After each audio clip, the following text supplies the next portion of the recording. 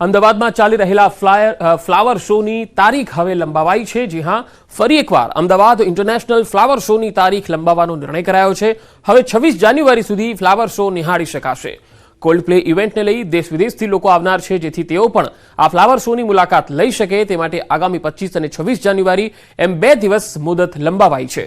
અગાઉ પણ 22 અને 24 જાન્યુઆરી સુધી 2 દિવસ ફ્લાવર શો લંબાવાયો હતો, જે બાદ ફરી એકવાર સમય મર્યાદામાં 2 દિવસ વધારો કરાયો છે। ઉત્તરાયણના દિવસે 1 લાખથી વધુ લોકોએ મુલાકાત લીધી હતી। જોકે અત્યાર સુધી પ્રી વેડિંગ અને ફિલ્મ શૂટિંગ માટે કોઈ જ આવ્યું નથી। ફ્લાવર શો 24 જાન્યુઆરી સુધી એક્સટેન્ડ કરવામાં આવ્યો હતો, પણ મહાનગરમાં આવતી મોટી ઇવેન્ટને કારણે, કોલ્ડ પ્લેને કારણે જ્યારે અનેક વિઝિટર અમદાવાદ આવતા હોય તો ફ્લાવર શોની મુદત પણ 2 દિવસ વધારવામાં આવી છે। 25 અને 26 જાન્યુઆરી સુધી આ ફ્લાવર શો નગરજનો આ જોવા માટે આવી શકશે।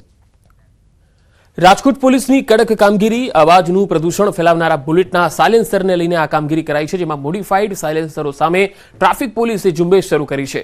497 બુલેટ ડિટેઇન કરવામાં આવ્યા। આ બુલેટના 350 સાયલેન્સરો પર રોડ રોલર ફેરવી દેવામાં આવશે। 497 ડિટેઇન કરેલા બુલેટમાંથી 197 બુલેટ ચાલકોએ પોલીસનો સંપર્ક કર્યો નથી।